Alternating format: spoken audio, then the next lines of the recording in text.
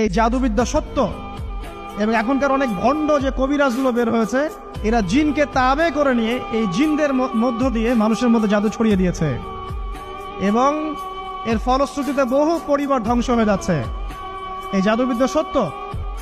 আরো একটা জিনিস সত্য, নবী সাল্লাল্লাহু আলাইহি ওয়াসাল্লাম বলেছেন ইন্না আইনাল হক, চোখের নজর সত্য। নবী করিম সাল্লাল্লাহু আলাইহি ওয়াসাল্লাম বলেছেন চোখের বদনজর সত্য। এই যে আমরা বলি ফেসবুকে এত বেশি ছবি দিয়েন না ভাই, ছবি তুলেন না, ছবি তুলেন না, বারবার যে বলি নিষেধ করি, কারণ কি জানেন? একটাই কারণ, বিকজ চোখ লাগাটা সত্য।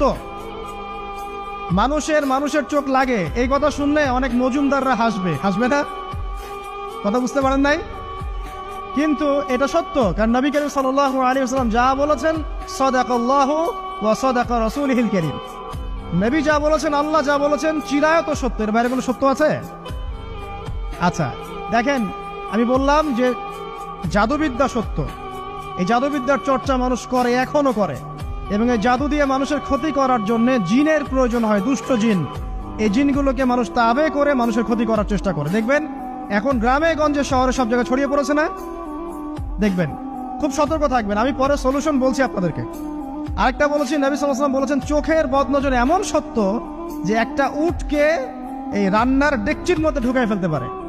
একটা উট খুব সুন্দর, ভালো, আপনি দেখছেন মাশাআল্লাহ বলেন নাই, নজর লেগেছে, উটটা মারা গেছে, দেন তারপর তাকে জবাই করে খেয়ে ফেলতে হয়েছে। একজন সাহাবী গোসল করছিলেন, গোসল, এটা হাদিসে সহিহ, এই আলেম ওলামা যারা আছেন তারা জানেন যে এই হাদিসে সহিহ। একজন সাহাবী গোসল করছেন, তার গায়ের চামড়াটা খুব সুন্দর ছিল, একদম স্কিনটা অনেক সুন্দর থাকে না এমন কিছু মানুষ? আচ্ছা, এখন আরেকজন সাহাবী এই গোসল দেখছেন দূর থেকে, দেখে বলছেন যে কি চমৎকার তার শরীরের রংটা, যেন কুমারী নারীর মতো, অনেকটা, এমন একটা কথা তিনি বলেছিলেন। সাথে সাথে এই সাহাবী অজ্ঞান হয়ে পড়ে গেছে। কোন সাহাবী? যিনি গোসল করছিলেন।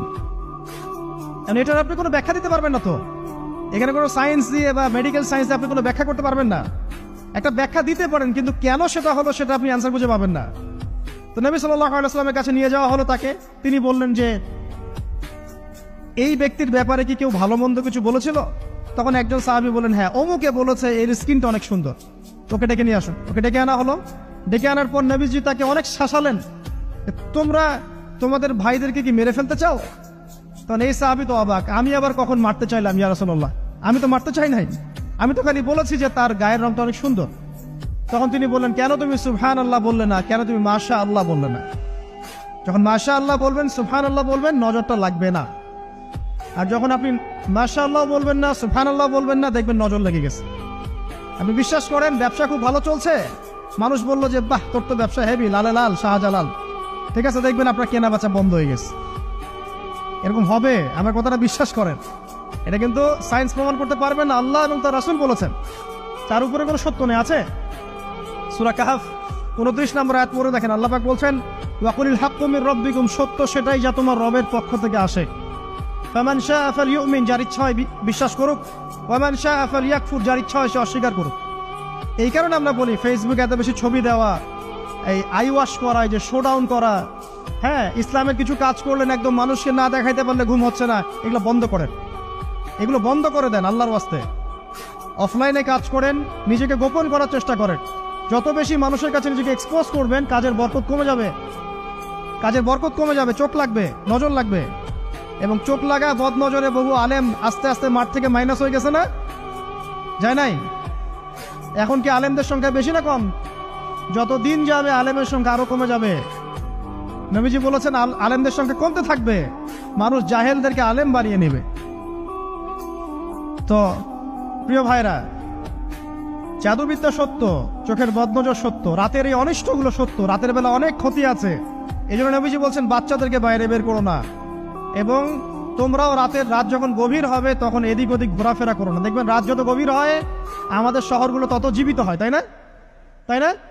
রাত যত গভীর হচ্ছে শহর তত জীবিত হয়। চায়ের দোকানে আড্ডা বেশি, ওই সিনেমা দেখছে, টিভি দেখছে, ক্যারাম খেলছে, লুডো খেলছে, ঘুম নাই। ঘুম কখন? ফজরের আগে আগে। ফজরের নামাজ কিন্তু নাই, ফজরের ঠিক আগে আগে, আবার ওই যে জোহরের নামাজের সময় উঠতেছে। এখন আমাকে বলেন, এরকম জেনারেশনকে দিয়ে কি আসলে ইসলামের কোনো খেদমত হবে? আচ্ছা, নবীজি রাতের বেলা আর্লি ঘুমাতেন। আল্লাহ পাক আমাদের সবাইকে তাড়াতাড়ি ঘুমানোর তৌফিক দান করুন।